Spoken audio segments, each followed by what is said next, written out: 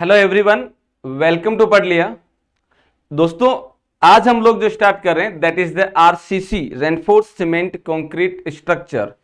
क्या होता है और कैसे हम मेंबर को डिजाइन करेंगे, किस तरीके से हम लोग प्रॉब्लम बनाएंगे, उसको जानने से पहले हम लोग जो है बेसिक ऑफ आरसीसी देख लेते हैं। आरसीसी क्या है, कौन कौन से कंपोनेंट हैं, किस तरीके से जो है उसको हम लोग समझेंगे, किस तरीके से लोड को ट्रांसफर करते हैं वगैरह वगैरह। इसके साथ साथ हम लोग ये भी देखने वाले हैं कि भी एग्जाम में क्वेश्चन कैसे पूछे जाते हैं और कैसे जो है टॉपिक से जो क्वेश्चन फ्रेम्ड होते हैं। मैं आपको एक चीज बता दूं दोस्तों, अगर आप इस लेक्चर को ध्यान से सुन रहे हैं और प्रॉपरली अगर इसको फॉलो अप कर रहे हैं तो गेट और ईएससी के अंदर जो मैटर आपको दिया जा रहा है उससे बाहर कोई क्वेश्चन नहीं जाएगा। आप ध्यान से सुनिए, कंसेप्ट क्या बताया जा रहा है, किस तरीके से हो रहा है। क्लास में जो क्वेश्चन होंगे वो मैं आपको इतने क्वेश्चन करवा दूंगा कि आपको जो है गेट और ईएससी के क्वेश्चन बनाने में कोई प्रॉब्लम नहीं होगी। बेस्ट शर्त है आप थोड़ा साथ दीजिएगा, मेहनत करिएगा, क्वेश्चन किस तरीके से बना रहे हैं, किस तरीके से समझा रहे हैं उसको समझने की। अगर ये एकदम समझ में आ जाता है तब आप कोई सा भी क्वेश्चन बना सकते हैं, चाहे वो कोई से भी एग्जाम का हो। ठीक है दोस्तों, तो स्टार्ट करते हैं। That is reinforce cement concrete structure. So subject जो है वो क्या है और किस तरीके से हम लोग इसको देखेंगे उसके बारे में बात कर लेते हैं। तो ये हो जाएगा reinforce cement concrete structure. Reinforce cement concrete structure. So दोस्तों, ये अपने आप में आप जानते हो डिजाइनिंग सब्जेक्ट है। डिजाइनिंग का मतलब हम लोग जब मेंबर को डिजाइन करते हैं, यानी कि जब बिल्डिंग को डिजाइन करते हैं तो बिल्डिंग एक अपने आप में स्ट्रक्चर है। तो स्ट्रक्चर जो हो सकता है वो आरसीसी का हो सकता है, स्ट्रक्चर जो हो सकता है वो स्टील का हो सकता है, स्ट्रक्चर हम लोग जो है WRE वाटर रिसोर्सेस जो इंजीनियरिंग है जिसको आप WRE बोलते हैं, वहां पे आप लोग जो है डैम वगैरह डिजाइन करते हैं। एनवायरमेंटल इंजीनियरिंग के अंदर आप जो है टैंक डिजाइन करते हैं, सेडिमेंटेशन टैंक वगैरह हैं। OCF में आप लोग जो है वाटर फ्लो के लिए कैनाल डिजाइन करते हैं। इरिगेशन में आप लोग जो है वो पाइपलाइन वगैरह जो है उसके बारे में बात करते हैं। तो माय डियर फ्रेंड, हम लोग यहाँ पे इन सारे स्ट्रक्चर को एक साथ एनालिसिस नहीं कर रहे हैं। हम यहाँ पे जो एनालिसिस करेंगे वो ओनली एनालिसिस होगा रेनफोर्स सीमेंट कंक्रीट स्ट्रक्चर, और इसके अंदर हम पर्टिकुलरली बात कर रहे हैं बिल्डिंग स्ट्रक्चर की। बिल्डिंग स्ट्रक्चर का मतलब हम लोग जो है जो रेजिडेंशियल बिल्डिंग है उसकी हम बात कर रहे हैं, हाई राइज बिल्डिंग की भी बात नहीं कर रहे हैं। We are dealing with the normal building in the sense 5 to 6 storey तक कोई बिल्डिंग है जिसके ऊपर विंड इफेक्ट नहीं लग रहा है, उसके कंपोनेंट को हम लोग यहाँ पे डिजाइनिंग करने वाले हैं। तो स्ट्रक्चर जो है हम यहाँ पे जो स्ट्रक्चर देखने वाले हैं that is the normal structure in the sense कि जो 5 to 6 स्टोरी बिल्डिंग है, और वो बिल्डिंग रेजिडेंशियल या कमर्शियल बिल्डिंग भी हो सकती है, but we are going to design that building by the RCC. RCC means जो कंपोनेंट होंगे, कंपोनेंट का मतलब जो कॉलम है, बीम है, स्लेब है, वॉल है या फ्लोर है या फुटिंग है, ये सारे कंपोनेंट आरसीसी से डिजाइन होंगे। ठीक है, तो सबसे पहले हम लोग ये जान लेते हैं कि स्ट्रक्चर क्या होता है, इसका डेफिनेशन क्या है और किस तरीके से इस पे लोड आता है। तो पहले हम लोग इसको जानेंगे, देन उसके बाद में हम लोग डिस्कशन करेंगे सीमेंट को लेके। What do you mean by the cement, and cement का पर्पस क्या है और क्यों ऐड किया जाता है, क्या क्या इसकी प्रॉपर्टी है, सेपरेटली जानेंगे। पहले हम सेपरेटली स्ट्रक्चर को डिस्कस करेंगे, सेपरेटली इसको डिस्कस करेंगे। Then will discuss about the concrete. Separately हम लोग कंक्रीट को डिस्कशन करेंगे, कंक्रीट क्या होती है, कौन कौन से इसके इंग्रेडिएंट हैं और किस तरीके से लोड को ट्रांसफर करती हैं, क्या क्या इसकी स्ट्रेंथ होती है और मिनिमम ग्रेड कहाँ कितना होता है। अगर मैं जम्मू कश्मीर में अगर बना रहा हूँ और अगर मैं राजस्थान में अगर बना रहा हूँ और अगर मैं तमिलनाडु में अगर जो है बिल्डिंग बना रहा हूँ, तीनों में आप जानते हैं क्लाइमेट कंडीशन अलग अलग है। राजस्थान में अगर ड्राई कंडीशन है तो तमिलनाडु में या केरला के अंदर ह्यूमिडिटी ज़्यादा है, वहीं जम्मू एंड कश्मीर के अंदर स्नो नेचर ज़्यादा है। तीनों के लिए अलग अलग ग्रेड ऑफ कंक्रीट होगी, चाहे लोड सेम ही क्यों ना हो। तो वो क्या क्या है वो सारी डिटेल हम इसमें देखेंगे, और ये जब हम तीनों को सेपरेटली डिस्कस कर लेंगे तो फिर हम लोग इसको बोलेंगे पीसीसी। ये जो आपके पास में कहलाया जाएगा वो होगा PCC, plane cement concrete structure. फिर हम इसको जानेंगे पीसीसी क्या होता है, पीसीसी क्या होता है।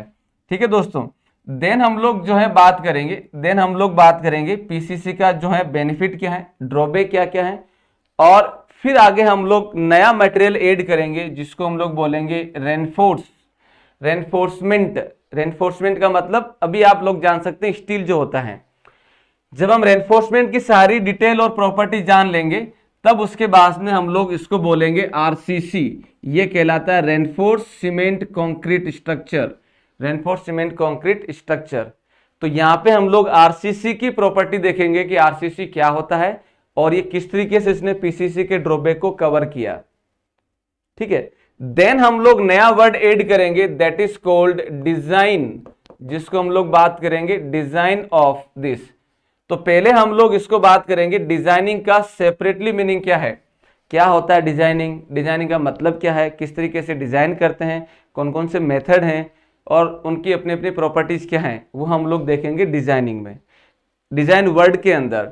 जब हम इसके बारे में डिटेल में बात कर लेंगे तब हम लोग स्टार्ट करेंगे that is called design of RCC. तो ये इंट्रोडक्शन ही है, बेसिक ऑफ आरसीसी ही है।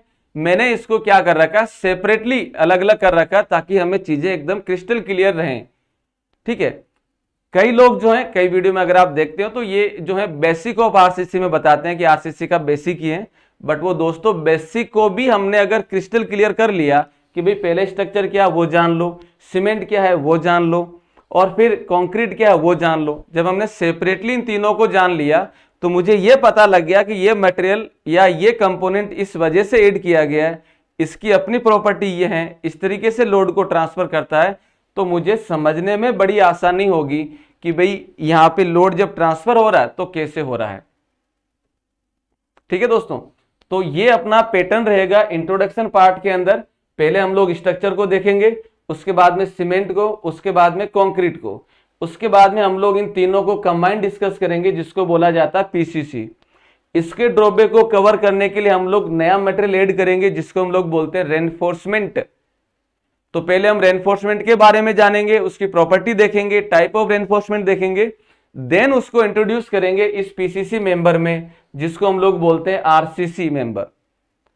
तो आरसीसी मेंबर को हम लोग एनालिसिस करेंगे कि भाई आरसीसी मेंबर क्या होता है, कैसे कंक्रीट से स्टील में फोर्स गया, फिर स्टील से वापस कंक्रीट में फोर्स कैसे आया, वो सारा मैकेनिज्म हम लोग इसमें देखने वाले हैं।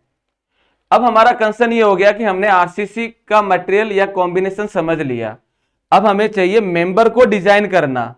तो डिजाइन करने के लिए डिजाइनिंग वर्ड का मीनिंग क्या है उसको सेपरेटली देखेंगे, डिजाइन मेथड कितनी तरीके के हैं उसको हम सेपरेटली देखेंगे, एंड देन हम लोग फिर स्टार्ट करेंगे एनालिसिस ऑफ बीम बाय डब्ल्यूएसएम और एलएसएम। दो डिजाइन मेथड होते हैं इसके, तो वो अपना नेक्स्ट टॉपिक यानी कि नया टॉपिक हो जाएगा एनालिसिस ऑफ बीम बाय डब्ल्यूएसएम और एलएसएम। तो सेपरेटली उसको हम देखेंगे। तो वहां जाने से पहले हमें डिटेलिंग ऑफ इन सब का देखना होगा।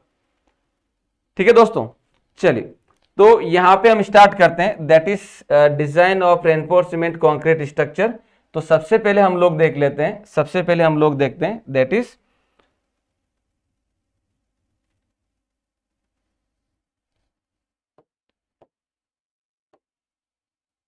चलिए तो सबसे पहले हम लोग देख रहे हैं इसके अंदर व्हाट इज द स्ट्रक्चर। तो माय डियर फ्रेंड, अगर मैं आपसे पूछूं what do you mean by the structure का डेफिनेशन क्या होता है, वीडियो को पॉज करिए और अपने आप से डिफाइन करिए स्ट्रक्चर क्या होता है। जो भी आपका दिमाग बोले उसी को रखिए, क्योंकि वो आपकी अपनी सोच है और उसी को ही आगे बढ़ाना है, उसी को ही आगे इंप्रूव करना है, उसको मॉडिफाई करना है। तो किसी के मान लो मन में आता है कि सर ये जो है जैसे नॉर्मल बात करें तो स्ट्रक्चर क्या बोल देते हैं, सर ये एक ढांचा है जिसके अंदर बीम और कॉलम और स्लेब लगते हैं।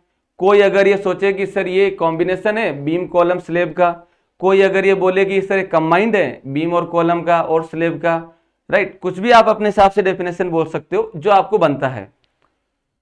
तो इसका डेफिनेशन क्या होगा, इसका डेफिनेशन होगा दोस्तों it is combination of member, it is combination of member, it is combination of member combination of members which is designed for which is designed for which is designed for designed for specific purpose specific purpose specific purpose.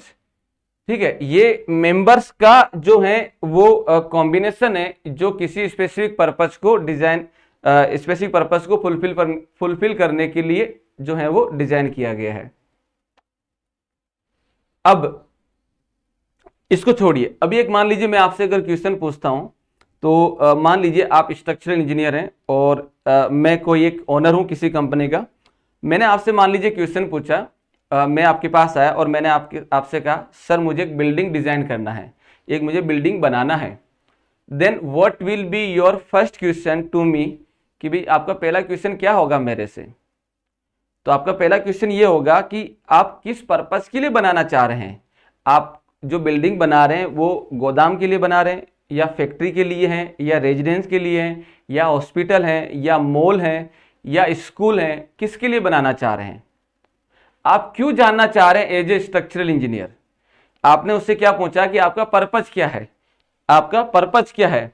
तो purpose का मतलब ये है, purpose का मतलब ये है कि पर्पस के लिए अगर मैं बात करूं दोस्तों, पर्पस का मतलब ये होता है एज ए स्ट्रक्चरल इंजीनियर आप ये जानते हैं कि जब आपको पर्पस का मीनिंग पता लग गया, जैसे मान लीजिए हॉस्पिटल है या गैराज है या गोदाम है, स्कूल है, मॉल है या रेजिडेंशियल बिल्डिंग है, इन सब के लिए अलग अलग जो पर्पज ऑफ स्ट्रक्चर है, उन सब के लिए कंपोनेंट पे जो लाइव लोड लिया जाता है, वो लाइव लोड अलग अलग होता है।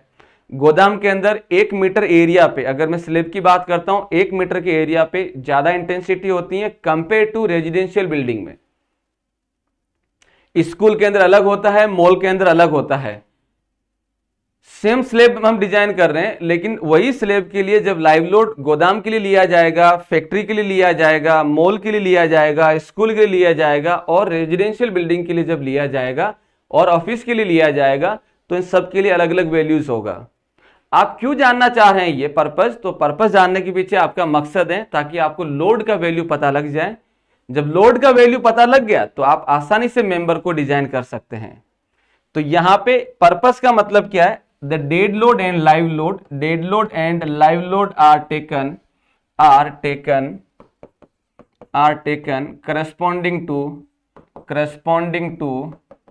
corresponding to IS 875 part 1 and 2 part 1 and 2 का मतलब है दोस्तों डेड लोड जो लिया गया पार्ट 1 से लिया गया है, लाइव लोड जो लिया गया पार्ट 2 से लिया गया है। तो आपने जो पर्पस पूछा था, पर्पस पूछने के पीछे आपकी मकसद क्या था? आपका मकसद क्या था? आपका मकसद ये था कि अगर मुझे ये बता दे कि मुझे गोदाम बनाना है, तो गोदाम के लिए आपके पास लाइव लोड का वैल्यू मिल गया। तो लाइव लोड का जब वैल्यू मिल गया, live load and dead load का जब वैल्यू मिल गया, तो अब आप क्या कर सकते हो? अब आप जो है मेंबर को क्या कर सकते हो? डिजाइन कर सकते हो। जब आपके पास में लोड आ गया तो आप क्या कर सकते हो? मेंबर को डिजाइन कर सकते हो। मेंबर को क्या कर सकते हो? डिजाइन कर सकते हो। सिंपल। मेंबर कौन कौन से होते हैं दोस्तों? अगर मैं मेंबर की बात करता हूं तो मेंबर मेरे पास में हो सकते हैं, दैट इज ये मेंबर हो सकते हैं, दैट इज बीम हो सकता है, कॉलम हो सकता है, स्लेब हो सकता है, फुटिंग हो सकता है, और भी जो भी कंपोनेंट ऑफ स्ट्रक्चर है वो सारे हो सकते हैं। चाहे आप पार्टीशन वॉल ले लो, रिटेनिंग वॉल ले लो, जो भी हैं, जितने भी स्ट्रक्चरल कंपोनेंट है वो सारे के सारे मेंबर होंगे। और दोस्तों ये जो मेंबर हैं, ये मेंबर किस किस से मिलकर बने हो सकते हैं? ये मेंबर मिलकर बने हो सकते हैं, ये जो मेंबर हैं ये हो सकते हैं, मटेरियल जो यूज होगा इनके लिए वो मटेरियल यूज होगा। सबसे पहले जो मेंबर बना था, सबसे पहले जो मेंबर हम बनाते थे यानी कि स्ट्रक्चर जब हम बनाते थे तो वो बनता था आपके पास दैट इज स्टोन से।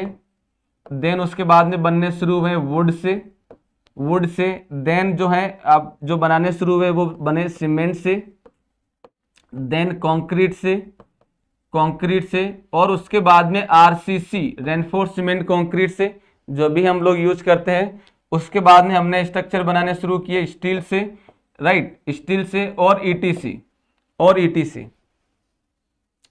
ठीक है, हम दोस्तों यहां पे जो ये मेंबर है, यहां पे जो मेंबर है हम लोग किससे बना रहे हैं, यहां पे जो मेंबर है दोस्तों हम लोग जो बना रहे हैं वो बना रहे हैं किससे, ये सारे के सारे मेंबर हम बना रहे हैं आरसीसी से।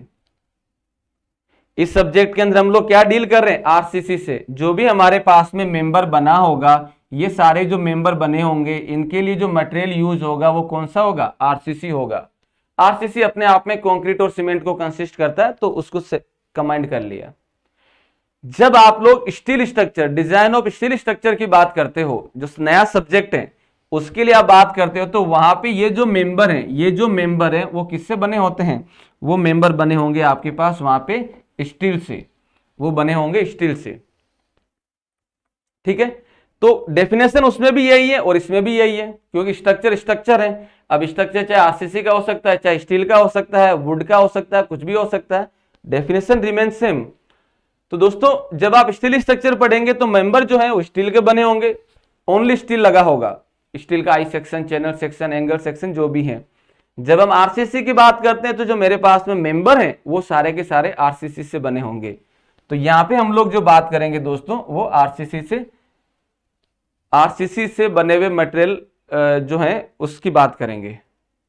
तो इस लोड को ट्रांसफर करने के लिए आपने मेंबर बनाने हैं, मेंबर के लिए मटेरियल आपने फाइनल कर दिया,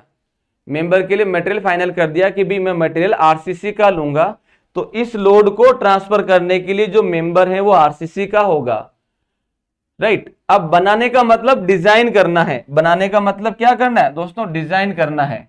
बनाने का मतलब ये दोस्तों हमें डिजाइन करना है। तो क्वेश्चन ये आता है डिजाइन का मीनिंग क्या, डिजाइन का मीनिंग क्या, कि भाई इस लोड को ट्रांसफर करने के लिए मुझे ये मेंबर इस मटेरियल से डिजाइन करना है। डिजाइन का मतलब क्या, तो मैं यहां पे क्या कर रहा हूं दोस्तों, पूरे आरसीसी का कंक्लूसिव पार्ट बता रहा हूं। जिस भी क्वेश्चन में आरसीसी के अंदर जिस भी क्वेश्चन में डिजाइन वर्ड लिखा जाता है, चाहे वो बीम की डिजाइन हो, कॉलम की हो, स्लेब की हो, रिटेनिंग वॉल हो, वाटर टैंक हो, फाउंडेशन हो, कुछ भी कंपोनेंट हो, जिस भी क्वेश्चन में दोस्तों डिजाइन वर्ड लिखा आ जाता है उसमें आपको दो ही चीज करनी है। आरसीसी के अंदर जिस भी क्वेश्चन में डिजाइन वर्ड लिखा आ जाता है तो उसमें आपको दो ही चीज करना है। वो क्या हो जाएगा, वो हो जाएगा कि भाई गिवन लोड और सिचुएशन के लिए, गिवन लोड और सिचुएशन के लिए दोस्तों आपको मेंबर की मिनिमम डायमेंशन निकालना है, मिनिमम डायमेंशन निकालना है। रीड द क्वेश्चन अगेन, अगर उसमें मेंबर का डायमेंशन दिया है तब आपका पहला टास्क खत्म हो गया। तब आपको क्या करना है, तब आपको कैलकुलेट करना है एरिया ऑफ स्टील, तब आपको कैलकुलेट करना है एरिया ऑफ स्टील। अब मैं यहां पे जो है सिंगली और डबली की बात नहीं कर रहा हूं, आपको स्टील कैलकुलेट करना है। बेटर वर्ड इसके लिए हो जाएगा area of reinforcement, area of reinforcement. ठीक है जी, तो यहां पे हम बात करेंगे डिजाइनिंग में आरसीसी का मतलब क्या हो गया, डिजाइन में आरसीसी का मतलब ये हो गया कि आपको मिनिमम डायमेंशन कैलकुलेट करना है और उस डायमेंशन के लिए आपको एरिया ऑफ रेनफोर्समेंट निकालना है और खत्म बात इतनी सी करनी है। जिन्होंने सेमेस्टर के अंदर क्वेश्चन बनाए होंगे तो उन क्वेश्चन को आप एक बार रिव्यू करिए। इसके अलावा आपने कुछ भी नहीं किया है डिजाइनिंग वाले प्रॉब्लम में। पूरे आरसीसी में दो तरह की प्रॉब्लम है, एक एनालिसिस प्रॉब्लम, एक डिजाइनिंग प्रॉब्लम। डिजाइनिंग के अंदर आपने इसके अलावा कुछ भी नहीं किया, चाहे कोई सा भी कंपोनेंट ले लो, चाहे वो आरसीसी हो, चाहे वो बीम हो, स्लेब हो, कॉलम हो, footing, slab, anything, you did only this thing only. ठीक है दोस्तों, सो this is the mean of the design. तो अब वापस आते हैं डेफिनेशन पे। इस लोड को ट्रांसफर करने के लिए, इस लोड को ट्रांसफर करने के लिए आपने मेंबर को, जो आरसीसी का मेंबर है उसको आपने क्या कर दिया, डिजाइन कर दिया, यानी कि डायमेंशन और स्टील आपने फाइंड कर ली। तो कॉलम अलग से बना है, बीम अलग से बना है। अब हमें क्या करना है, अब हमें इनको जो है वो करना है कंबाइंड। अब हमें इसको क्या करना है, इसको हमें करना है कंबाइंड। तो फिर क्वेश्चन ये आता है कॉम्बिनेशन का मतलब क्या, कॉम्बिनेशन का मतलब क्या, इस फिर दिमाग में आता है कॉम्बिनेशन। तो कॉम्बिनेशन का मतलब क्या, तो आरसीसी में आप जिस भी रूम में आप बैठे हैं, जहां से सुन रहे हैं, तो उस रूम के अंदर आप देखिए, रूम में अगर आप देखोगे तो आपके पास में कॉलम और बीम दोनों आपस में कनेक्ट हैं, और उसी जगह स्लैब भी लगा हुआ है, उसी जगह वॉल भी लगा है। आप एक चीज का आंसर दीजिए कि जहां पे बीम और कॉलम कनेक्टेड हैं या स्लैब कनेक्टेड हैं, तब उस केस में कौन सी कंडीशन सेटिस्फाई हो रही है। लुक दैट जॉइंट, जहां पे बीम और कॉलम आपको दिख रहा है, या स्लेब और बीम जहां पे दिख रही है, या स्लेब और कॉलम जहां पे कनेक्ट हो रहा है, माय डियर फ्रेंड्स, वहां पे ये देखिए कि कौन सी कंडीशन सेटिस्फाई हो रही है। स्ट्रक्चर एनालिसिस आप कर चुके हैं, तो वहां से सोचिए कि ऐसी क्या चीज है कि भाई मुझे जिस बिल्डिंग में अभी आप बैठे हैं वो बिल्डिंग अपने आप में स्टेबल है, और स्टेबल की स्टेबल जो इंश्योर किया जाता है किसके द्वारा करते हैं। तो जरा इसके बारे में देखिए कि भी स्टेबिलिटी जो है वो आप कैसे इंश्योर करेंगे। तो कॉम्बिनेशन का मतलब क्या हो गया, आपको यह बताना है। सोचिए एक सेकंड के लिए, वीडियो को पॉज करिए एंड देन सोचिए। चलिए, तो दोस्तों जब आप यहां पे देख रहे हैं बीम और कॉलम के जॉइंट को, कॉलम और बीम की अगर आप बात करें, अपने रूम में देखिए जहां पे बीम और कॉलम दिख रहा है, तो वहां पे अगर आप देख रहे हैं दोस्तों, तो ये आपके पास कुछ ऐसा स्ट्रक्चर बन रहा है। इस स्ट्रक्चर के अंदर अगर मैं ये बोलूं कि इसके ऊपर कोई सा भी लोड लगे, अगर हॉरिजॉन्टल लोड लगे तो ये बीम ऐसे डिस्प्लेस नहीं होनी चाहिए, अगर वर्टिकल लोड लग रहा है तो ये कॉलम नीचे डिस्प्लेस नहीं होना चाहिए, अगर वर्टिकल यानी कि ट्रांसवर्स लोड लग रहा है तो ये बीम ऐसे रोटेट नहीं होनी चाहिए। व्हाट डज इट मीन, कि अगर मुझे कॉम्बिनेशन को इंश्योर करना है, यानी कि परफेक्ट कॉम्बिनेशन होना है, तो वहां पे कौन सी कंडीशन सेटिस्फाई होनी चाहिए, इट एंश्योर, यानी कि परफेक्ट कॉम्बिनेशन के लिए मुझे जो है एक कंडीशन को सेटिस्फाई रखना होगा, that is called equilibrium condition, that is called equilibrium condition. तो कॉम्बिनेशन का मतलब ये हो गया, it ensure the stability of the structure, और स्टेबिलिटी एंश्योर की जाती है इक्विलिब्रियम इक्वेशन को सेटिस्फाई करते हुए। ठीक है, और यही चीज हम लोगों ने स्ट्रक्चरल एनालिसिस के अंदर देखी थी, यही चीज हमने स्ट्रक्चरल एनालिसिस में देखी थी।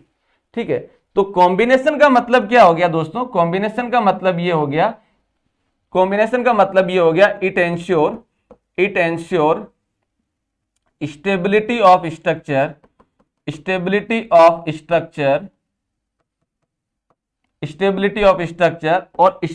ऑफ स्ट्रक्चर जो है दोस्तों, स्टेबिलिटी ऑफ स्ट्रक्चर जो इंश्योर की जाती है, ये इंश्योर की जाती है इंश्योर बाय सेटिस्फाइंग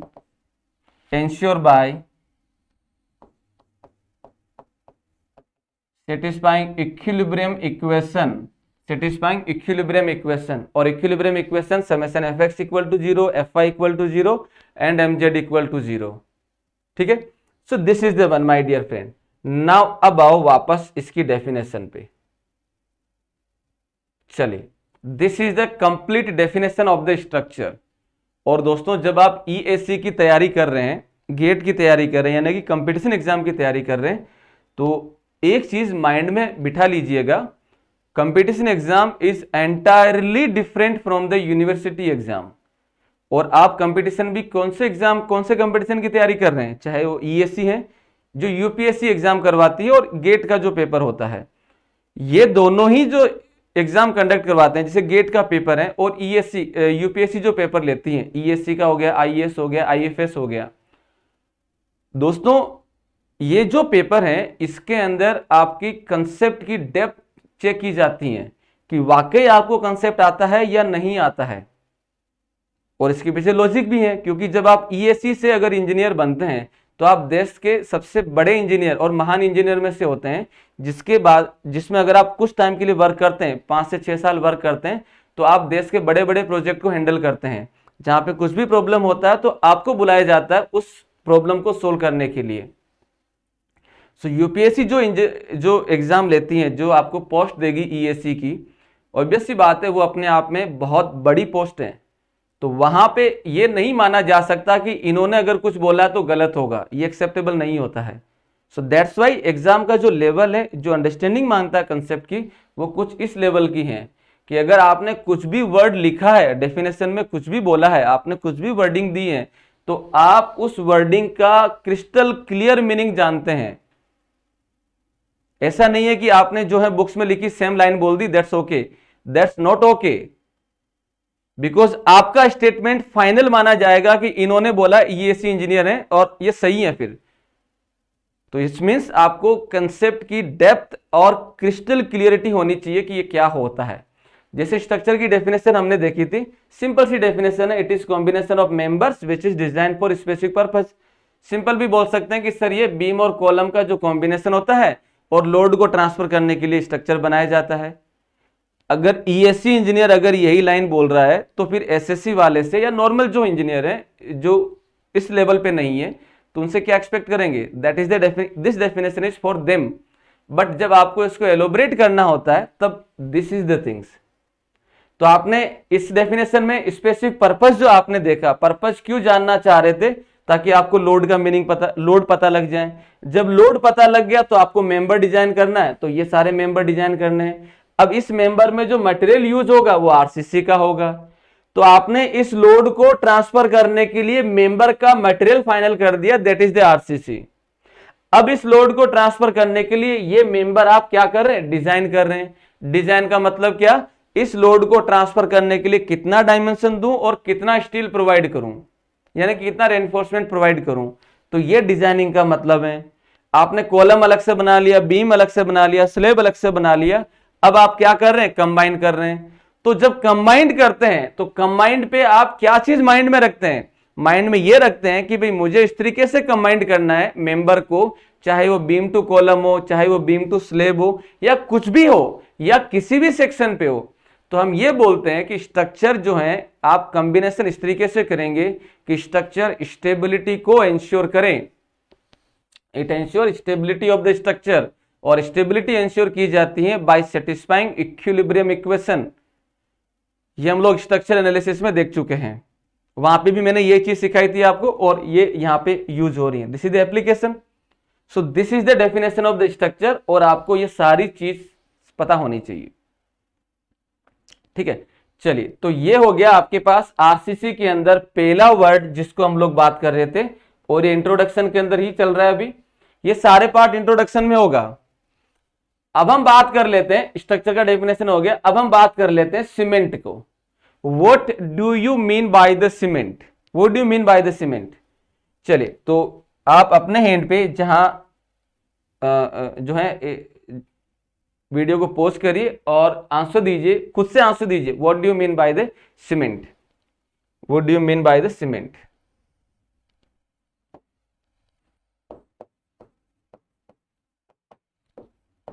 चलिए, तो सबने आंसर दे लिया होगा, खुद को माइंड में रखिए अपने आंसर को। तो सीमेंट क्या है, सीमेंट के अंदर जनरली ये बोला जाता है कि सर ये एक बाइंडिंग मटेरियल है, ओके, दैट्स फिनिश या एनफ, या इसमें कुछ और ऐड करना है। तो दोस्तों cement is binding material, okay, लेकिन क्वेश्चन ये आता है किसको बाइंड करता है और कैसे बाइंड करता है। क्वेश्चन क्या है आपसे, आपने बोला कि सर सीमेंट एक बाइंडिंग मटेरियल है, ठीक है, अच्छी बात है, लेकिन आपसे क्वेश्चन ये पूछा गया कि किसको बाइंड कर रहा है और कैसे बाइंड कर रहा है, that is the mean, right. तो my dear friend, cement is binding material, ये बाइंड करता है एग्रीगेट को with the help of sand cement slurry. Repeat कर दे रहा हूं, cement is binding material, cement is binding material which bind the aggregate with the help of sand cement slurry. तो यहां पे अगर हम बात करें दोस्तों, तो ये हो जाएगा, ये क्या हो जाएगा, सीमेंट इज, यानी कि it is binding material, it is binding material which bind the aggregate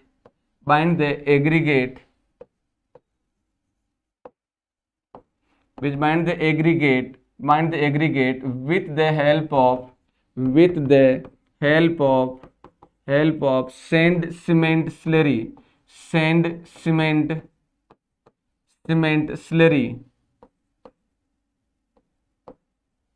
sand cement slurry.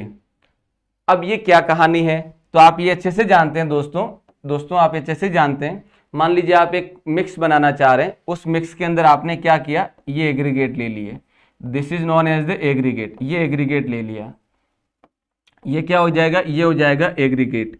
इसमें आपने क्या किया, इसके अंदर आपने जो है वो send, this is the send, ये आपने सेंड मिक्स कर दी, दिस इज कॉल्ड सेंड, ये हो जाएगा सेंड। और इसी के अंदर आपने क्या करा दोस्तों, इसी के अंदर जो है आपने सीमेंट, ये जो है आपने सीमेंट मिक्स कर दिया, दिस इज द सीमेंट, ये आपने क्या कर दिया, दिस इज द सीमेंट, ये आपने सीमेंट मिक्स कर दिया। मुझे एक बात बताइए, क्या ये एक सॉलिड फॉर्म बन जाएगा, क्या ये सीमेंट यहाँ पे बाइंडिंग नेचर की है। आपने एग्रीगेट लिया, मान लीजिए एक पान एग्रीगेट मिलाया और जो है 2 पान एग्रीगेट मिलाया, 1 पान सेंड और 1 पान सीमेंट मिला दिया और तीनों को होमोजेनियस मिक्स कर दिया। क्या ये सीमेंट बाइंड कर पा रहा है इनको, नहीं, नहीं। यानी कि आप सेंड, सीमेंट और एग्रीगेट को अगर आप साथ रख रहे हैं तब ये किसी भी तरह का कोई बाइंडिंग नहीं है, ना सॉलिड फॉर्म है, ये अपने आप में एक जो है मिक्सर बना हुआ है। आप लोड लगाएंगे, ये अपने आप में कैसा मिक्सर बना है, ये अपने आप में कुछ ऐसा एक मिक्सर बना हुआ है, जैसे आप लोड लगाओगे ये बिखर जाएगा, सॉलिड फॉर्म में नहीं है। लेकिन लेकिन लेकिन माय डियर फ्रेंड, जैसे ही आप इसके अंदर वाटर ऐड कर देते हैं, जैसे आप इसके अंदर वाटर ऐड कर देते हैं, तब उस केस के अंदर जैसे आपने इसके अंदर वाटर ऐड किया तो वाटर ने सीमेंट के साथ केमिकल रिएक्शन बनाता है, केमिकल रिएक्शन बनाता है, और ये केमिकल रिएक्शन इस सीमेंट के नेचर को चेंज कर देती है, इस सीमेंट के नेचर को चेंज कर देती है। अब ये सीमेंट जैसे ही वाटर ने सीमेंट के साथ टच में आया, कांटेक्ट में आया, तो सीमेंट का नेचर क्या है, बाइंडिंग नेचर। अब ये इस सीमेंट को बाइंडिंग नेचर में कन्वर्ट कर देगी और यहां पे जो सेंड और सीमेंट है ये एक पेस्ट बनाएगी, और ये पेस्ट क्या करेगा, ये पेस्ट जो है इस एग्रीगेट के चारों साइड जो है, चारों साइड चिपक के यानी कि इसको बाइंड कर लेगा और ये एक सॉलिड फॉर्म बनाएगा। तो अब ये अपने आप में क्या बन गया, अब ये अपने आप में एक सॉलिड फॉर्म बन जाएगा और उस सॉलिड फॉर्म को हम लोग बोलते हैं कंक्रीट। उस सॉलिड फॉर्म को हम लोग क्या बोलते हैं, कंक्रीट। ठीक है, सो यही डेफिनेशन हमने लिखा है, what is the cement, it is the binding material. लेकिन ये बाइंडिंग तब आएगा जब आप वाटर ऐड करोगे, जब तक आपने वाटर ऐड नहीं किया इसका कोई बाइंडिंग नेचर नहीं है। It which bind the aggregate, किसको बाइंड करता है, एग्रीगेट को करता है, किसके हेल्प के द्वारा, सेंड, सीमेंट, स्लरी।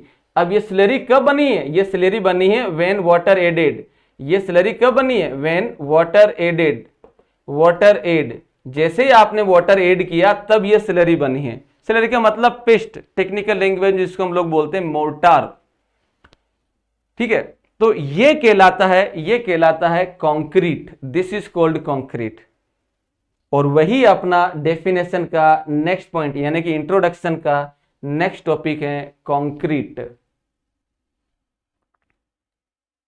ठीक है दोस्तों, तो इंट्रोडक्शन के अंदर पहले इस वर्ड को देखा, फिर इस वर्ड को देखा, अब हम जो है इसको देखने वाले हैं और ये नेक्स्ट 2 या 3 लेक्चर तक यही टॉपिक चलेगा, मतलब कंक्रीट के बारे में हम बात करेंगे।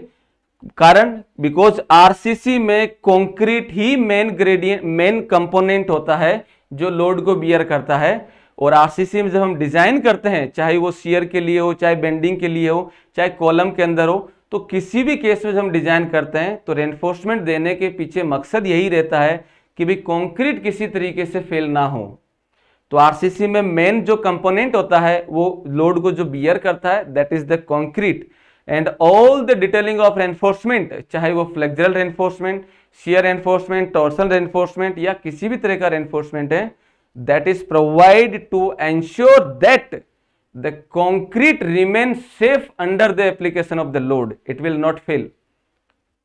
और ये जो चीज अभी मैंने बोली है कि भी कंक्रीट क्या है और रेनफोर्समेंट किस पर्पज से दिया जाता है, और सारे रेनफोर्समेंट का अगर आपको सिंपल शब्दों में बताना हो कि सारे रेनफोर्समेंट देने के पीछे लॉजिक क्या है, अलग अलग तरीके के रेनफोर्समेंट दे रहे हैं, ये इंटरव्यू में पूछी जाती है।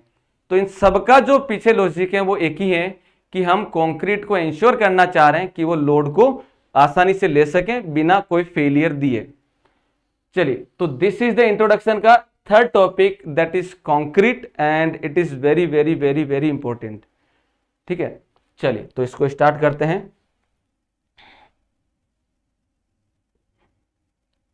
Concrete, so that is the very important.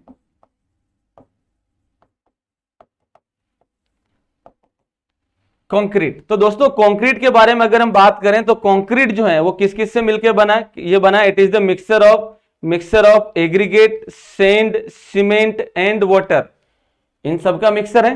तो ये हो जाएगा दोस्तों आपके पास it is mixture of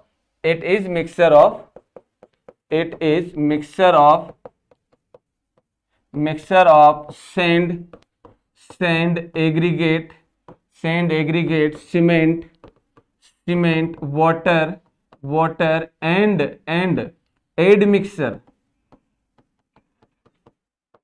water and admixture. ये मिक्सर होता है किस किस का? सैंड का, सीमेंट का, एग्रीगेट का, वाटर का। ये चारों तो आपने देख चुके हो, ये तो आप देख चुके हो। एडमिक्सर क्या है? एडमिक्सर का सीधा फंडा है कि भाई अगर मान लो मुझे कंक्रीट की थोड़ी बहुत जानकारी आपको होगी, मैं सीधा बोल रहा हूं बट इसको और डिटेल में बताऊंगा। मान लीजिए मुझे एक रेजिडेंशियल बिल्डिंग बनाना है, वो बनाना है राजस्थान में बनाना फॉर एग्जांपल, तो बनाना है तो मेरे पास में नॉर्मल एटमॉस्फेयर है और वहां पे जो है बिल्डिंग बना लीजिए, कोई इश्यू नहीं है, नॉर्मल सी बात है। लेकिन अगर मैं वही बोलूं, मान लीजिए मुझे बिल्डिंग के लिए कॉलम बनाना है, तो कॉलम में आराम से बना सकता हूं, चाहे वो बिल्डिंग का हो, चाहे वो फ्लाईओवर में जो है जो कॉलम बनाते हैं उसका हो, ब्रिज के अंदर जो कॉलम है उसका हो। अगर मैं यही बोलता हूं कि भाई यही कॉलम आपको बनाना है जब सी के अंदर ब्रिज बना रहा हूं, यानी कि आपके पास में कोई तालाब है या कोई नदी है जिसके ऊपर मुझे कंटिन्यूअस जो है ब्रिज बनाना है, तो उस केस में कॉलम बनेगा और वो कॉलम नदी के बीच में बन रहा है।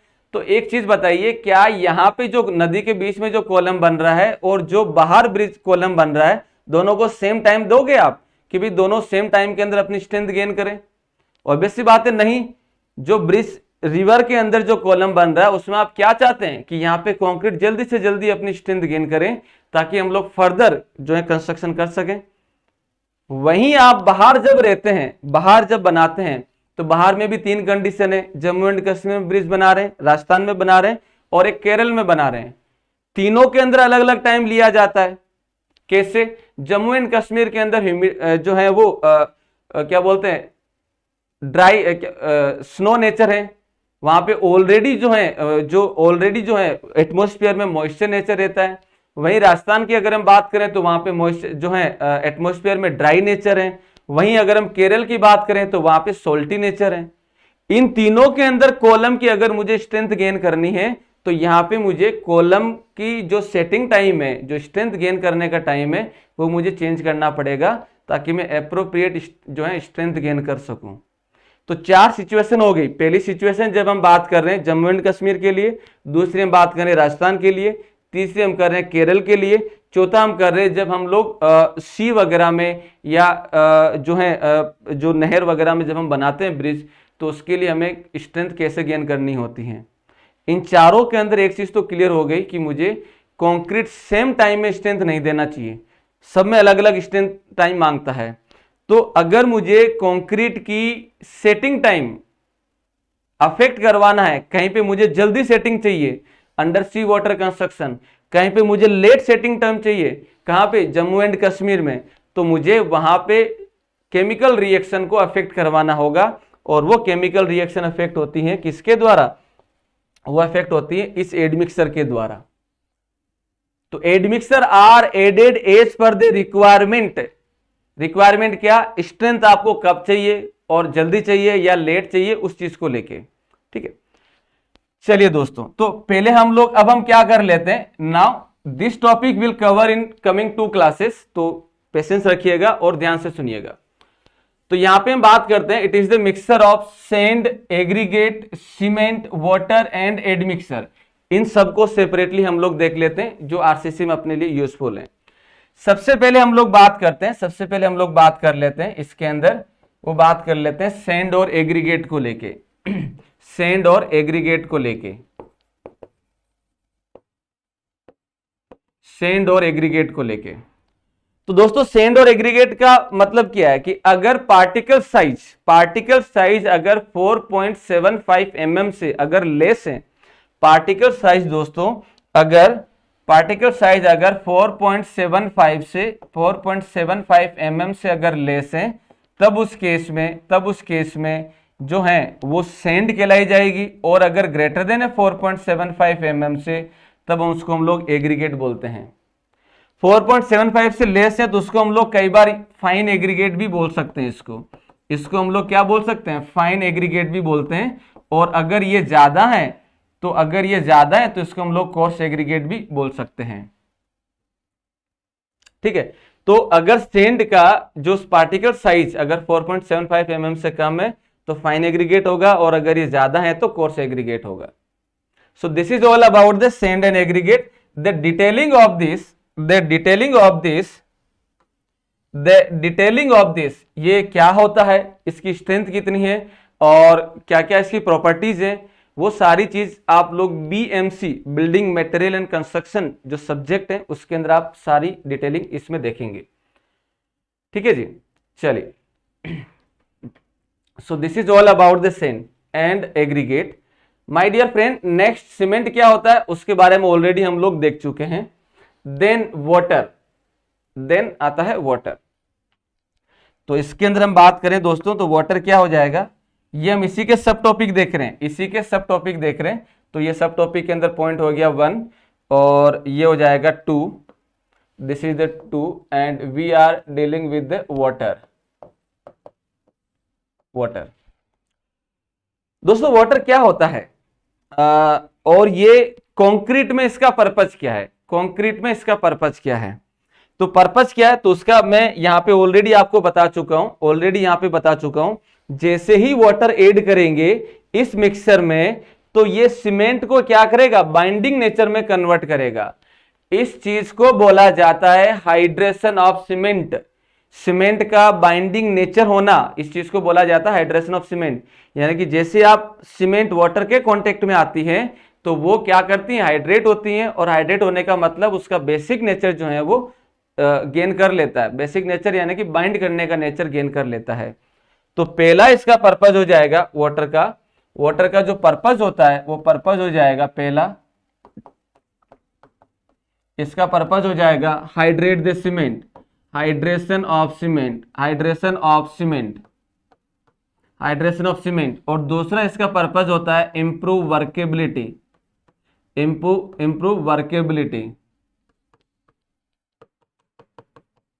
ये वर्केबिलिटी को क्या करता है, इंप्रूव करता है। दिस इज द, ये हो गया पहला पर्पज, पहला पॉइंट हो गया वाटर का। नाउ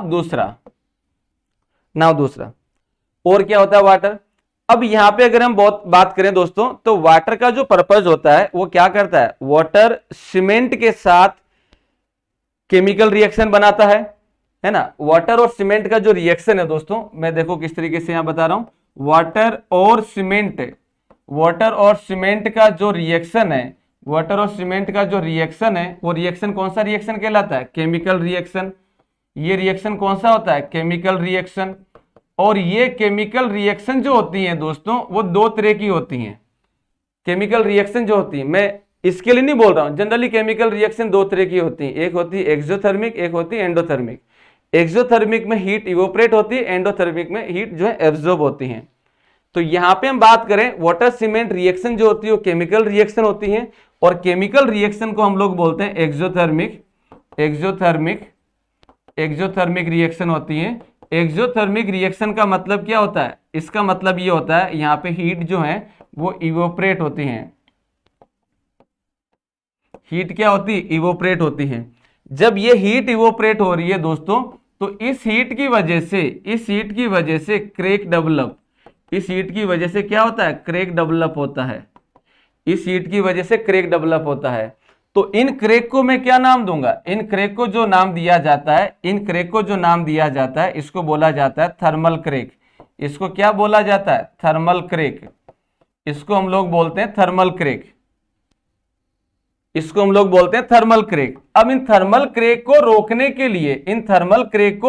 के लिए हम लोग क्या करते हैं, टू प्रिवेंट थर्मल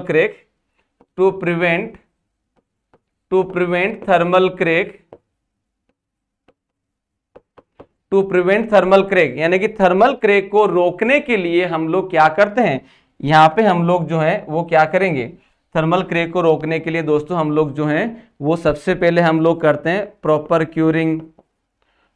क्यूरिंग।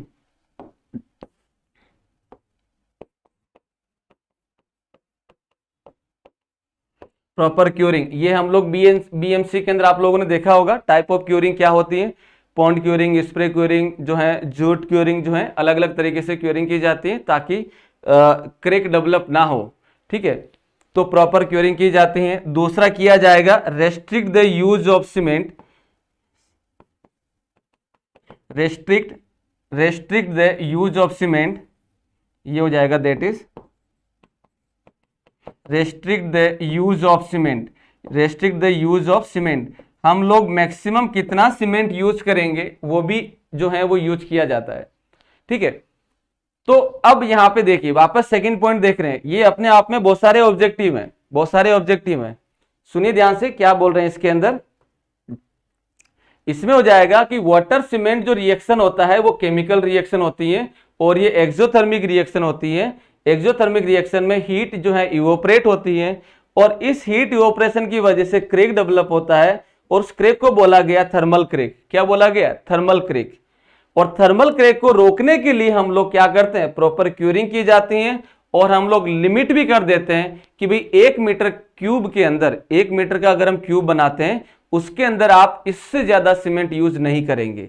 अगर आपने ज्यादा सीमेंट यूज करी तो ज्यादा हीट इवोपरेट होगी, ज्यादा चांसेज होंगे क्रेक होने के, जिसको आप इसके द्वारा प्रिवेंट नहीं कर सकते। तो IS 456-2000 ने मैक्सिमम यूज ऑफ सीमेंट को क्या कर दिया? फिक्स कर दिया कि भाई 1 मीटर के क्यूब के अंदर आप 450 kg से ज्यादा सीमेंट यूज नहीं करेंगे। राइट, सो यहां पे हम लोग पॉइंट करके लिख लेते हैं, नोट करके पॉइंट लिख लेते हैं। तो ये हो जाएगा नोट करके point IS 456-2000, IS 456-2000 restrict the use of cement beyond 450 kg per meter cube to prevent thermal crack and shrinkage of concrete, thermal crack और श्रिंकेज क्रेक।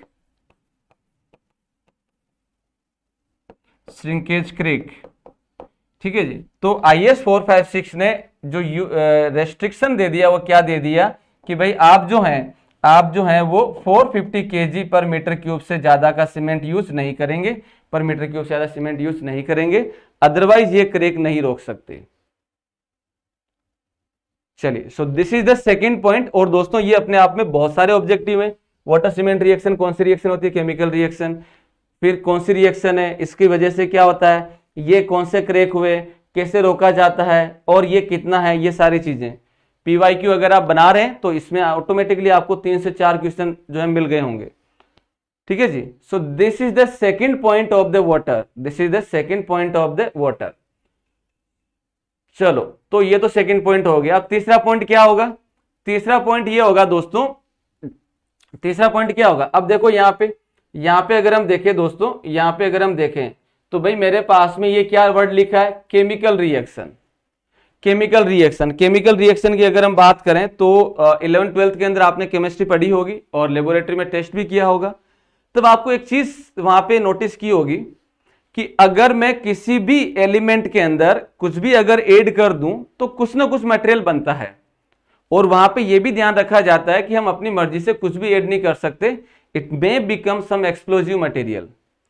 राइट, इसका मतलब ये रहा कि जब मैं केमिकली अगर किसी चीज को अफेक्ट करवा रहा हूं, यानी कि बॉन्डिंग नेचर पे अगर अफेक्ट करवा रहा हूं, तो मेरे पास में यहां पे जो वाटर होना चाहिए वो water free from all impurities होना चाहिए। किसी भी तरह की इंप्योरिटी नहीं होनी चाहिए, ना उसके अंदर ऑयल और ग्रीस मिक्सर होना चाहिए और ना ही उसका नेचर बहुत ज्यादा एसिडिक और बहुत ज्यादा बेसिक होना चाहिए। ना ही उसका जो है जो नेचर है वो बहुत ज्यादा एसिडिक और बहुत ज्यादा बेसिक नहीं होना चाहिए। इट मीन्स कि भाई मुझे जो वाटर यूज करना है उसका पीएच, एसिडिक और बेसिक जो नेचर है वो पीएच से मेजर किया जाता है और उसमें ये कहा जाता है कि वाटर का जो पीएच है शुड नॉट लेस देन 6, ये 6 से कम नहीं होना चाहिए, ये 6 से ज्यादा होना चाहिए। ठीक है, तो यहां पे अगर हम बात करें दोस्तों तीसरे पॉइंट को लेके, वाटर का ही तीसरा पॉइंट हो जाएगा, वाटर का तीसरा पॉइंट हो जाएगा दैट इज क्या हो जाएगा, pH of water should not less than 6, यानी कि ये 6 से कम नहीं होना चाहिए, 6 से ज्यादा होना चाहिए। कितना, 6 से क्या 10 20 कितना भी कर लें, नो नो। तो इसके लिए क्या होगा, in general pH of water जो है, in general pH of water जो है should be in range of, ये किस रेंज में होना चाहिए, ये रेंज में होना चाहिए 6 से लेके 8.5 तक। किस रेंज में होना चाहिए, 6 से लेके 8.5 तक। बट कोशिश ये करिए कि इसके मिड में कहीं रहे, that will be better water for the hydration of the cement. चलिए, so this is the one. Now fourth point, ये वाटर का ही पॉइंट है। नाउ फोर्थ पॉइंट दोस्तों, अभी हमने ये बोला कि भाई हम जो वाटर ऐड करते हैं वो वाटर सीमेंट को हाइड्रेट करता है, एंड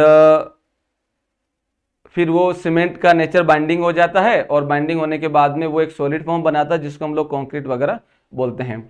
तो माय डियर फ्रेंड, एक छोटा सा एग्जांपल है। मान लीजिए मैंने यहाँ पे कोई एग्रीगेट लिया, और इस एग्रीगेट का वेट मैं मान लेता हूँ 5 kg है। इसका मैंने वेट मान लिया 5 kg है, और मैंने दोस्तों इसके अंदर जो है वो सीमेंट ऐड किया। मान लीजिए मैंने सीमेंट ऐड किया, और सीमेंट मैंने ऐड किया 2 kg सीमेंट। ये मैंने कितना ऐड किया, 2 kg सीमेंट, और ये एग्रीगेट है। इसके अंदर मान लीजिए मैंने दोस्तों जो है वो क्या किया, इसके अंदर मैंने जो है वो सेंड ऐड कर दिया। मान लीजिए मैंने सेंड ऐड किया, ये हो जाएगा 3 kg सेंड। अब यहाँ पे मैंने क्या करा दोस्तों, मैंने इसके अंदर वाटर ऐड किया। मैंने इसके अंदर क्या कर दिया, वाटर ऐड कर दिया। So this is the water, और वाटर हो जाएगा मेरे पास, that is 1 litre water add कर दिया मैंने इसमें। ये कोई भी एक मिक्स है। अब मुझे आप एक चीज बताइए, सब लोग जो हैं वीडियो को पॉज करके आंसर देंगे। इस मिक्स के लिए for this mix what is water by cement ratio. पहला ऑप्शन है इक्वल टू 1/2, दूसरा ऑप्शन है ग्रेटर देन 1/2, तीसरा ऑप्शन है दोस्तों लेस देन 1/2, चौथा ऑप्शन है ऑल ऑफ अबव। और मैं यहाँ पे 2 चीज आपको ऐड और कर देता हूं। हीट इवोपरेशन, जैसे हीट इवोपरेट हो रही है उसकी वजह से लॉस ऑफ वाटर को नेग्लेक्ट कर देना है। कि भाई जब वाटर सीमेंट रिएक्शन करते हैं तो आपने देखा होगा कुछ वाटर भाप बन के उड़ जाता है, तो उसको हम लोग नेग्लेक्ट कर रहे हैं। पहली कंडीशन ध्यान रखनी है। दूसरी कंडीशन ये है कि भाई केजी और लीटर जो आ रहा है उसका जो इफेक्ट हो रहा है उसको भी नेग्लेक्ट करना है ना। यूनिट कन्वर्जन की वजह से स्लाइटली कुछ चेंज होगा, उसको कंसीडर नहीं करना है। तो टेल मी, इसका W/C रेशियो कितना होगा। इसको मैं लिख देता हूं W, इसको मैं लिख देता हूं C। इसमें से कौन सा ऑप्शन करेक्ट होगा, सब लोग अपने वीडियो को पॉज करके आंसर देंगे। चलिए, सो सबने आंसर दे दिया होगा, and I am sure about it कि मोस्टली जिनका सबका आंसर जो रहा होगा वो रहा होगा that is this one first option रहा होगा लगभग सबका। ठीक है, अब इसका अगर आंसर देखा जाए, करेक्ट आंसर क्या होगा दोस्तों, तो इसके अंदर अगर हम देखें तो यहां पे हमारे पास क्या लिखा गया, वाटर बाय सीमेंट रेशियो। तो दोस्तों जब आप लोग 9th क्लास में थे या 10th क्लास में थे तब आपको रेशियो का मीनिंग बताया गया होगा। अगर मैं A/B लिखता हूं तो जहां तक मैं समझता हूं A/B का मीनिंग आपको क्लियरली पता होगा कि A/B का मीनिंग क्या है।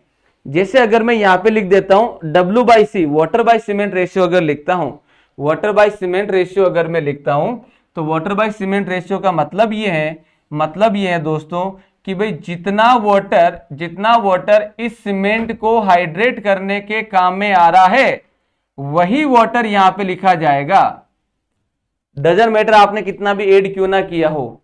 क्वेश्चन क्या है, इसका मतलब क्या है कि भाई यहां पे जो वाटर लिखा जा रहा है वो क्या है, यहां पे जो वाटर लिखा जाएगा वो जाएगा जो वाटर इस सीमेंट को हाइड्रेट करने के काम में आ रहा है वही वाटर लिखा जाएगा, इसके अलावा नहीं लिखा जाएगा। तो सर इसके हिसाब से तो फिर आंसर क्या हो जाना चाहिए, इसके हिसाब से आंसर हो जाना चाहिए 1 लीटर वाटर ऐड किया गया 2 kg को सीमेंट के अंदर तो 1/2 हो जाएगा। हमारा आंसर सही है, बट आंसर रॉन्ग। कैसे कैसे? तो माय डियर फ्रेंड, यहां पे अगर हम देखें दोस्तों, तो इसमें क्या हो जाएगा, इसमें हो जाएगा आपके पास दैट इज कि भाई जब आप 1 लीटर वाटर ऐड करते हैं तो इवोपरेशन का नेग्लेक्ट कर दिया, यूनिट कन्वर्जन का नेग्लेक्ट कर दिया, लेकिन एग्रीगेट जो है, दिस एग्रीगेट, ये जो एग्रीगेट है, इनकी अपनी वाटर एब्जॉर्ब करने की कैपेसिटी होती है। तो 1 लीटर में से कुछ वाटर एग्रीगेट ने एब्जॉर्ब कर लिया, कुछ वाटर एग्रीगेट ने एब्जॉर्ब कर लिया। तो जो वाटर एग्रीगेट ने एब्जॉर्ब कर लिया वो तो सीमेंट को हाइड्रेट करेगा नहीं। तो जब वो हाइड्रेट नहीं करेगा तो वो W/C रेशियो में भी नहीं लिखा जाएगा, वो W/C रेशियो में भी नहीं लिखा जाएगा। ठीक है, तो इसका मतलब ये रहा, इसका मतलब ये रहा कि कंक्लूजन अगर हम लिखें, कंक्लूजन अगर हम लिखें तो इन W/C ratio, in W/C ratio the water is free water, the water is free water. W/C ratio के अंदर ये जो W लिखा जाता है वो फ्री वाटर होता है, ना कि एडेड वाटर। अब फ्री वाटर क्या है? तो फ्री वाटर हो जाएगा दोस्तों, फ्री वाटर हो जाएगा this is water added minus water absorb by aggregate.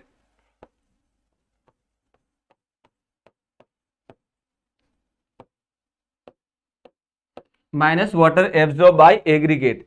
तो जो वाटर एग्रीगेट ने एब्जॉर्ब कर लिया वो तो सीमेंट को हाइड्रेट कर नहीं रहा है, क्योंकि हम W/C रेशियो का मतलब क्या है, ये जो पैरामीटर है उसका मीनिंग पता होना चाहिए। W/C रेशियो का मतलब है यहां पे कि जो वाटर इस सीमेंट को हाइड्रेट कर रहा है वही वाटर यहां पे लिखा जाएगा। आपने कितना भी वाटर ऐड क्यों ना किया उससे मतलब नहीं है, जो इस डिनोमिनेटर में कंपोनेंट है उसको सेटिस्फाई करना चाहिए। ठीक है, so that is the main of this one. तो दोस्तों ये हो जाएगा, इसका मतलब कुछ वाटर एग्रीगेट ने एब्जॉर्ब कर लिया, इसका मतलब कंप्लीट 1 लीटर तो नहीं आएगा, नहीं आएगा। तो इसका जो करेक्ट आंसर होगा वो क्या हो जाएगा, इसका करेक्ट आंसर हो जाएगा दिस वन। ग्रेटर देन 1/2 तो हो नहीं सकता, वो तो पॉसिबल ही नहीं है। क्यों नहीं है? मैंने मिलाए 1 लीटर है तो 1/2 से ज्यादा होने का तो सवाल ही नहीं है। और फिर ये तो होगा ही नहीं, जब ये गलत है तो ये गलत है, बचे दोनों तो बराबर क्यों नहीं हो सकता, क्योंकि कुछ वाटर एग्रीगेट ने एब्जॉर्ब कर लिया। This is the 4th point water के लिए। नाउ 5th पॉइंट वाटर के लिए, नाउ 5th पॉइंट वाटर के लिए। 5th पॉइंट क्या हो जाएगा, अब यहां पे ESC के अंदर एक क्वेश्चन पूछा गया था कि प्योर केमिकल रिक्वायरमेंट के लिए, प्योर केमिकल रिक्वायरमेंट के लिए W/C रेशियो कितना होता है। तो क्वेश्चन ये था, for pure chemical requirement what is the W/C ratio. तो प्योर केमिकल रिक्वायरमेंट का मतलब क्या, pure chemical requirement, pure chemical requirement का मतलब क्या। तो यहां पे प्योर केमिकल, केमिकल का मतलब अगर आपको कंप्लीटली रिएक्शन करनी है, कंप्लीटली रिएक्शन करनी है, तो कंप्लीट रिएक्शन का मतलब, कंप्लीट रिएक्शन का मतलब क्या हो गया, कंप्लीट रिएक्शन का मतलब ये हो गया कि भाई मेरे पास में वाटर और सीमेंट कंप्लीट रिएक्शन दे। कंप्लीट रिएक्शन का मतलब पूरी सीमेंट हाइड्रेट हो जाए तभी रिएक्शन कंप्लीट होगी, अदरवाइज वो चलती रहेगी कंटिन्यूअसली। तो यहां पे कंप्लीट केमिकल रिक्वायरमेंट का मतलब ये है दोस्तों, इसका मतलब ये है कंप्लीट हाइड्रेशन ऑफ सीमेंट, ये हो जाएगा that is complete hydration of cement, hydration of cement, hydration of cement. इसके लिए जो W/C रेशियो होगा for this that W/C ratio, अब मैं यहां पे जब कभी भी W/C रेशियो लिखता हूं तो आपके दिमाग में क्या आएगा, free water by cement ratio, ना कि water added by cement ratio, ध्यान रखना है। तो द W/C यानी कि free water by cement ratio should be in range of 0.23 से लेके 0.25, इस रेंज में होना चाहिए। इन जनरल बात कर रहे हैं अभी हम। सो this is the all point about the water, this is all point about the water. तो ये ध्यान रखना है दिस में। चलिए, तो दोस्तों कंक्रीट की जो डेफिनेशन हम देख रहे थे, उस डेफिनेशन के अंदर सैंड और एग्रीगेट क्या होता है उसको हमने सेपरेटली बात कर लिया। सीमेंट ऑलरेडी हम लोग डिस्कस कर चुके हैं। वाटर के बारे में हम लोग जो है सारा डिटेल में डिस्कस कर लिया। अब कौन सा पॉइंट बच रहा, admixture. Admixture, admixture. Admixture क्यों ऐड किया जाता है और इसका क्या मीनिंग है, राइट? तो उसका मैं ऑलरेडी मीनिंग आपको मैं बता चुका हूं। एड मिक्सर जो ऐड किया जाता है वो ऐड किया जाता है to affect the chemical reaction. क्यों अफेक्ट करवाना चाह रहा हूं? बिकॉज अगर मुझे लेट सेटिंग टाइम चाहिए और अगर मुझे क्विकली सेटिंग टाइम चाहिए, तो वहां पे लेट सेटिंग टाइम चाहिए मुझे जब मैं जम्मू एंड कश्मीर में बना रहा हूं, क्विकली सेटिंग टाइम चाहिए जब मैं कहां पे इन सी कंस्ट्रक्शन कर रहा हूं। तब अगर आपको क्विकली सेटिंग टाइम चाहिए या लेट सेटिंग टाइम चाहिए, इसका मतलब आप केमिकल रिएक्शन को अफेक्ट कर रहे हैं, राइट? तो केमिकल रिएक्शन को अफेक्ट करने के लिए आप जो एलिमेंट ऐड करते हैं उसको कहलाता है एड मिक्सर, ठीक है? तो एड मिक्सर का फंडा क्या हो जाएगा, उसको मैं यहीं पे लिख देता हूं। एड मिक्सर क्या हो जाएगा? एड मिक्सर हो जाएगा दोस्तों, ये जो हो जाएगा इसके अंदर पहला पॉइंट अगर हम देखें तो एड मिक्सर में हो जाएगा it is added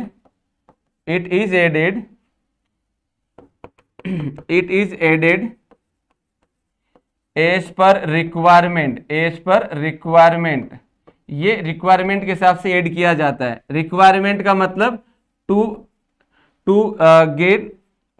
gate early और लेट सेटिंग टाइम।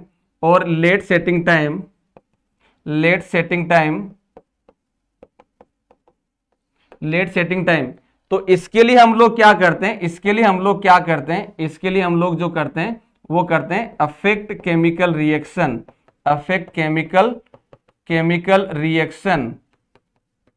रिएक्शन को जब हम अफेक्ट करेंगे तो मेरे पास में अर्ली और लेट सेटिंग टाइम मिलेगा, ठीक है?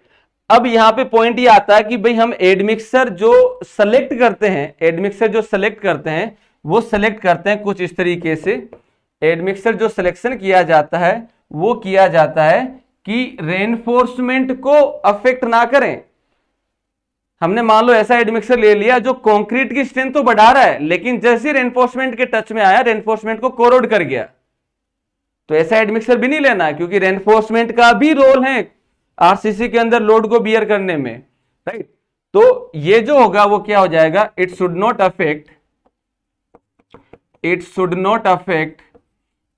Affect the reinforcement. ये रेनफोर्समेंट को इफेक्ट नहीं करना चाहिए, right? And it should not corrode. Effect का मतलब क्या हो जाएगा? इफेक्ट का मतलब हो जाएगा it should not corrode the reinforcement. ये रेनफोर्समेंट को कोरोजन नहीं करना चाहिए। अब फिर आता है कि कौन से कोड से ये सिलेक्शन किया जाता है। तो रेनफोर्समेंट जो ये जो एड मिक्सर जो लिया जाता है दोस्तों, एड मिक्सर जो लिया जाता है वो लिया जाता है एज पर IS 9103 कोड के हिसाब से। ये ऑब्जेक्टिव में पूछी हुई चीज है, ये शायद एसएससी के अंदर पूछी हुई है बट एग्जाम में आ रखी है। तो एड मिक्सर जो लिया जाता है वो लिया जाता है 9103 कोड के हिसाब से। एंड ये रेनफोर्समेंट को कोरोड नहीं करना चाहिए, और ये रिक्वायरमेंट को फुलफिल करने के लिए, कौन सी रिक्वायरमेंट, अर्ली सेटिंग और लेट सेटिंग टाइम के हिसाब से लिया जाता है, ठीक है? चलिए दोस्तों, सो this is the definition of the concrete. ये भी कंक्रीट की डेफिनेशन है। अभी हमने ओनली नामकरण जाना कि कंक्रीट क्या है, दिस इज द वन, और यही इंट्रोडक्शन है, ठीक है दोस्तों? इस क्लास के लिए इतना ही। नेक्स्ट क्लास में इसके हम आगे का पार्ट डिस्कशन करेंगे। Thank you.